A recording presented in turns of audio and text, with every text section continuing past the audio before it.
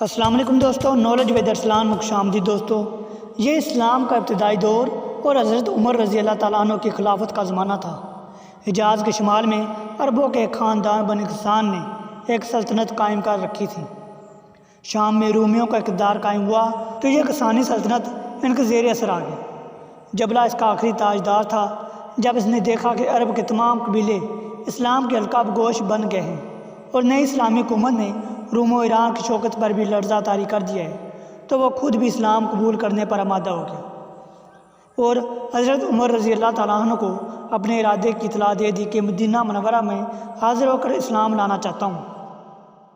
حضرت عمر رضی اللہ تعالیٰ عنہ یہ اطلاع پا کر بہت خوش ہوئے اور فرمایا کہ بہت شوق سے آؤ، قبول اسلام کے بعد تمہیں وہ تمام حقوق حاصل ہو جائیں گے جو ہمیں حاصل ہیں، اور تمہارے ذمہ وہی فرض عائد ہو جائیں گے جو ہم پر عائد ہیں۔ جبلہ 500 سواروں کے ساتھ مدینہ منورہ پہنچا۔ اس نے تمام سواروں کو زربفت کی قبائیں پہنا رکھی تھیں اور سر پر مرثے سنہرا تاج جگمگا رہا تھا۔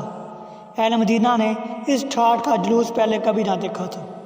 غرض جبلہ حضرت عمر رضی اللہ تعالیٰ عنہ کے دست مبارک پر سلام لایا۔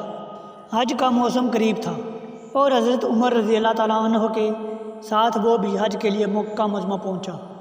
ایک روز خانہ کعبہ کا طواف کر رہا تھا کہ اتفاق سے ایک بدوی کا پاؤں نہ دنستہ جبلہ کے چگے کے دامن پر پڑ گیا۔ جبلہ کے دماغ سے شاہی غرور ابھی زائل نہ ہوا تھا۔ اس نے بدوی کے منہ پر اس زور سے تمانچہ مارا کہ ناک کا بانسا پھوٹ گیا اور خون بہنے لگا۔ بدوی نے جبلہ سے تو کچھ نہ کہا اور داد خواہی کے لیے حضرت عمر رضی اللہ تعالیٰ عنہ کے پاس پہنچ گیا۔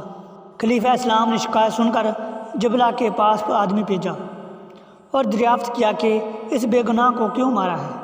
جبلہ نے جواب دیا کہ اس نے سخت گستاخی کی، میرے لباس پر پاؤں رکھ دیا، یہ تو تماچا ہی تھا، اگر خانہ خدا کی حرمت کا پاس نہ ہوتا تو اس کا سر اڑا دیتا۔ حضرت عمر رضی اللہ تعالیٰ عنہ نے فرمایا کہ خیر، اور جو کچھ آپ کرتے وہ تو دیکھ لیا جاتا، آپ نے اپنے جرم کا اقبال تو کر ہی لیا ہے، جس طرح بھی ہو اس بدوی کو راضی کیجیے، ورنہ مجھے حکم دینا پڑے گا کہ بدوی بھی آپ کے منہ پر اسی طرح تمانچہ رسید کرے گا۔ جبلہ یہ سن کر حیران رہ گیا اور بولا کہ میں فرما روا ہوں اور یہ ایک ادنا شخص ہے، میں تو سمجھتا تھا کہ اسلام قبول کر لینے سے میری عزت بڑھے گی، یہ معلوم نہ تھا کہ جو عزت مجھے پہلے سے حاصل ہے وہ بھی جاتی رہے گی۔ حضرت عمر رضی اللہ تعالیٰ عنہ نے فرمایا، اسلام نے تمہیں اور اس شخص کو برابر کر دیا ہے۔ فضیلت میں بڑا وہ ہے جو نیک اعمال میں بڑا ہو، تمہاری عزت یقیناً بڑھ گئی، وہ اس طرح کہ تم میں اور تمام مسلمانوں میں قوت و برداری کا رشتہ پیدا ہو گیا۔ آخر جبلہ نے ایک رات سوچنے کی مہلت مانگی۔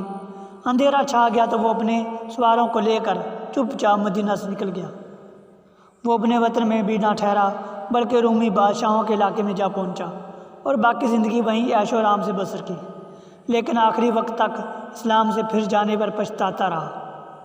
وہ خود کہا کرتا تھا کہ کاش میری ماں نے مجھے نہ جنوتا، کاش میں وہ بات مان لیتا جو حضرت عمر رضی اللہ تعالیٰ عنہ نے فرمائی تھی۔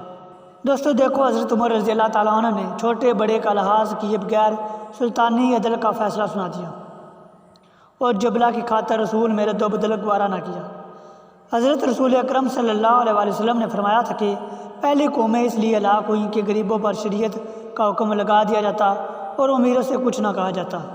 حضرت عمر رضی اللہ تعالیٰ عنہ نے دنیا کو اسلامی عدل کا نمونہ دکھا دیا۔